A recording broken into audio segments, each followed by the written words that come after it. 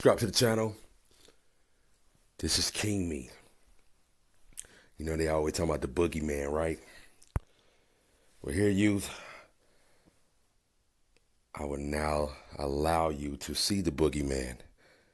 Because they always, saying the news and the media always, they always got their idea of the boogeyman. But I'm going to allow you to see the boogeyman. Let's go. Watch this video. Subscribe to the channel. This is King Me. Educational purpose. Yee! Keeping the subtitle on so some people may be able to hear. Some people need to read this, All right, yeah. Peter Scully is finally in jail, likely never to walk free again.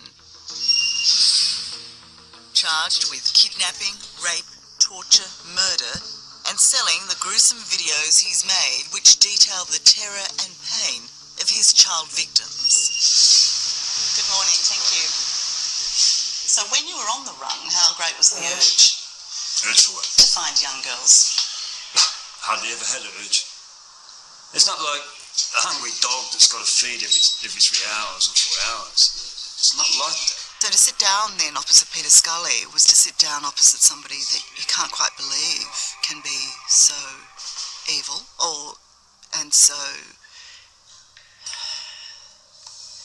debauched and can cause so much damage and pain. What we're interested in is whether you have any remorse, whether you admit to what you've done. Of course I have remorse. Why, of course? Why do you think people don't have remorse? No, I'm asking you as somebody who is a repeat offender here, who went on the run, who's only here because you've been caught, not because you turned yourself in. At what point do you actually feel sorry for what you've done? Is it at the point where you're captured? Oh, that's a good question, actually. That's a good question. Well done. He was smug, he was arrogant, he was evasive. He seemed to enjoy the attention. But I got to go home, and he didn't. And so I'm not sure how long that smugness lasted. What is the case against Peter Scully? There's two cases in the Philippines. The first case is the slavery, the fact that he's kept two young girls in a house and sexually abused them, tied them in dog chains, and allegedly made videos of them. That's one case.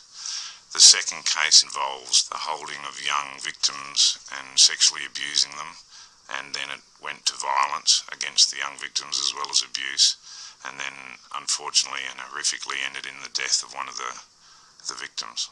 That was an incredibly... Are you listening? Sounds like the boogeyman to me. I'm going to let you hear just a little bit more, man, because it's sick to me, man. This guy was messing with kids even the age under 5, man. Like,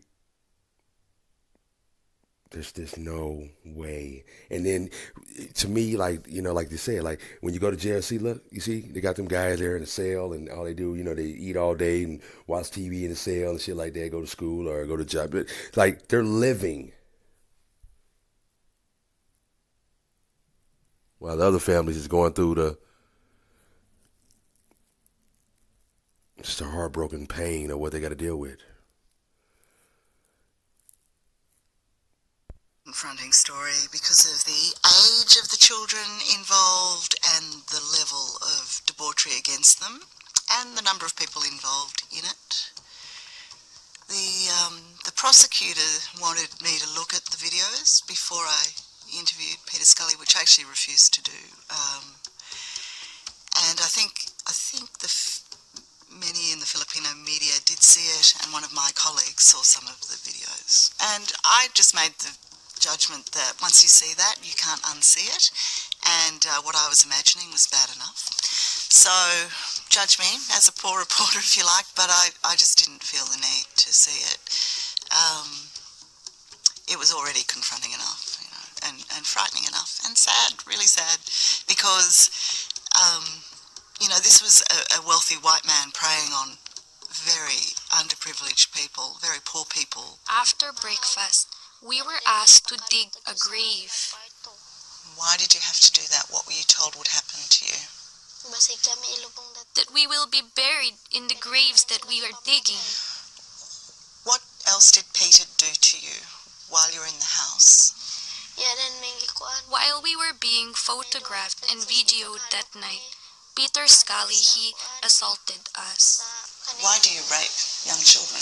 The answer is, I don't know. I don't know the real answer. Well, why don't we hazard a guess? No, I don't hazard a guess. Is it because you're depraved? Depraved? Maybe. That you admit you do it? What I'm looking for is the real reason why I took that road and what drove me to it. And if you were a 9-year-old girl being taken up here, you'd be terrified, wouldn't you? Absolutely.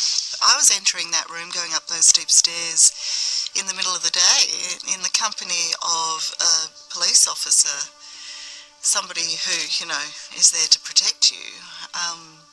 And it really did strike me as I was going up those stairs what it must have felt like for those children who were going up there in completely different circumstances. Not in the protection of anybody, but in the care of people who wanted to hurt them and being held, against their will. So that was awful. Sadly, this is where Cindy died.